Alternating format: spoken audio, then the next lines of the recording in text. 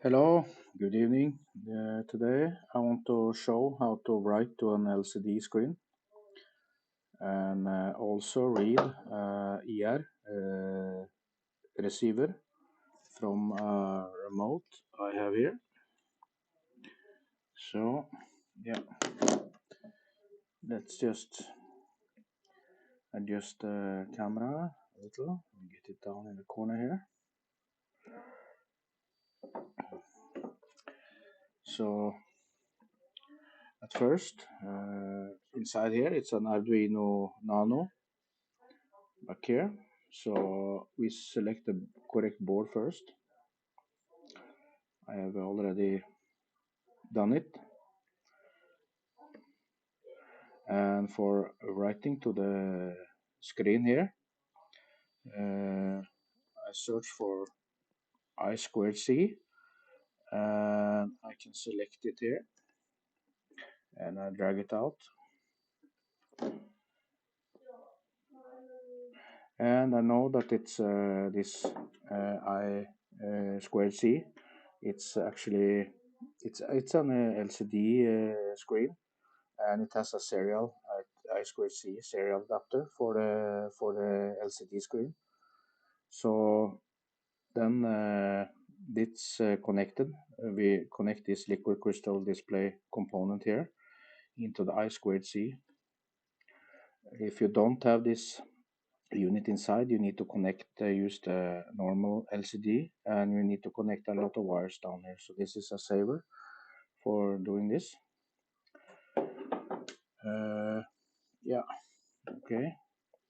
So by double clicking on the liquid crystal display here, we can add a text field, and we can set some text here. For example, press a key, and here we have some data we can put in, is like the row and the column. So we can try this at first. We upload and we see.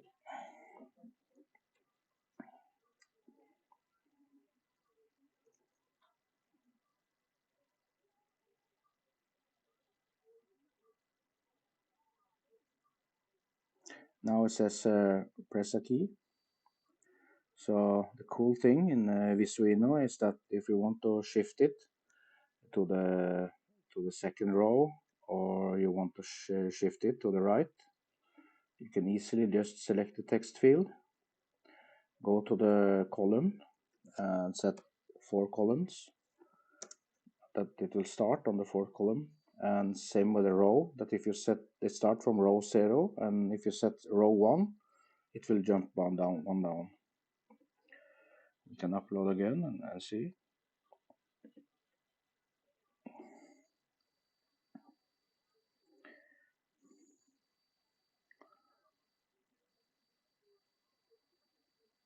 Yeah, just like magic. So we want to add another text field, and for this text field we want to shift to the next row. So instead of 0, we set a 1 here, and the column we can just use 6, for example. We close this, and in here we will send in the data from the infrared remote. So for doing that, we will search for infrared, and then it will be, we have to maybe search yeah, here we have infrared remote receiver. Take this one and we drag it out, and this little receiver, see here, I connected to the pin 4 and give it power, and the output pin from it, it's connected to the pin 4. So we need to drag a line from the sensor to the digital 4,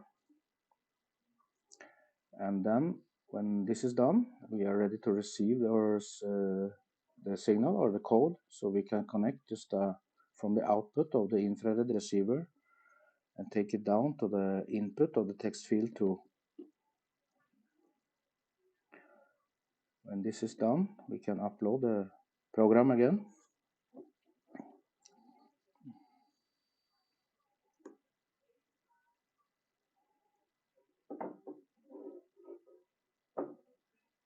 I see that the camera has stopped here. This I will fix.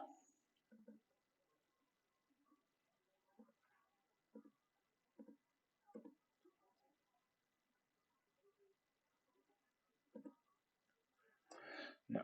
Now it says press a key on the top there. If I press a key, the number will come. If I'm pressing the different numbers, you have different codes coming out. So these codes you can write down and you can run them in a sequence, for example, from another unit that I will show just in a minute.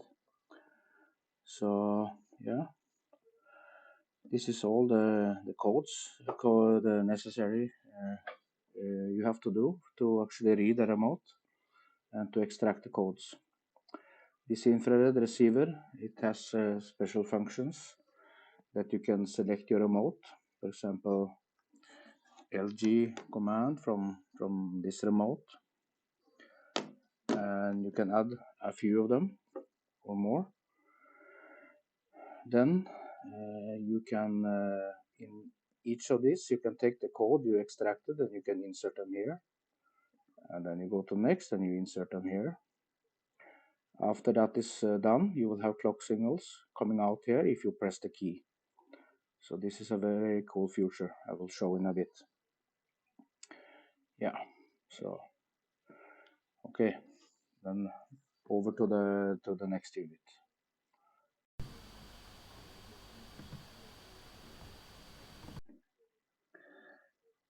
So here I have an Arduino Nano with an ER LED, and I have a button here to activate it, and it's a power adapter here from the 9-volt battery. So we will change the camera here a little, and I will just show quickly how I made this work. So you have the Nano here. From the button I go out here, detecting the edge of the button, and it goes into this clock signal into the sub diagram, and inside here I clock this in plan is to clock this in different sequence depending on different inputs here. So I have all the buttons I actually need here, which I showed in the previous example. We had different numbers, different number sequence, which will give clock out. On the infrared transmitter, it will be just the same. I have made this, and I insert the keys, different keys that I have down here that I want to have using these numbers, and it will send out to the sensor which is connected to the digital 2. This one is a sub diagram. If you go into the sub diagram,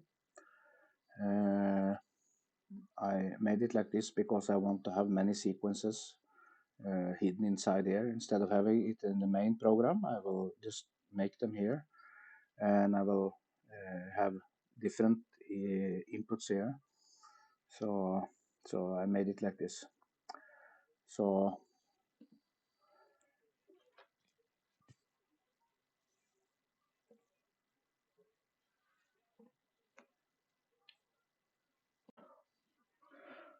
yeah, and yeah, this is how I made it.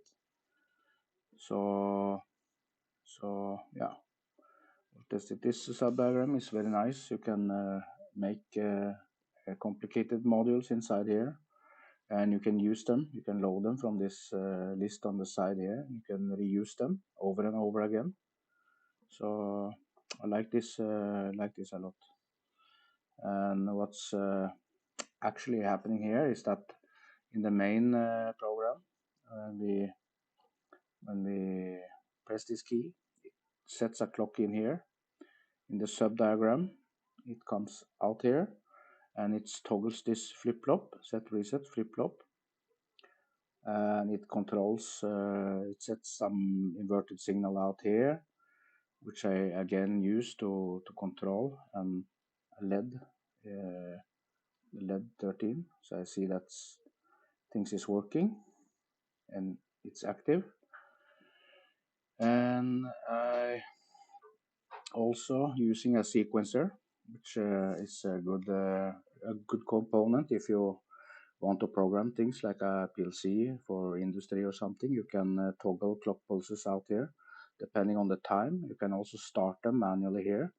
You're waiting for something and then you can trigger the next, and you're waiting for something and you can trigger the next, and do such things. So yeah, this is brief explanation of the sub diagram, and now we will see the remote in action. Okay. So here I have the unit in my hand. You can see it here, and I have the button ready here. So when I press it, it goes in the menu, do the selections, and yeah, it's working very cool. We can try again.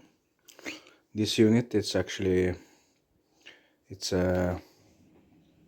made for people with that has Alzheimer, so that has difficult to change and get the correct channel on the TV. So this sequence is made for another TV which has some similar setup.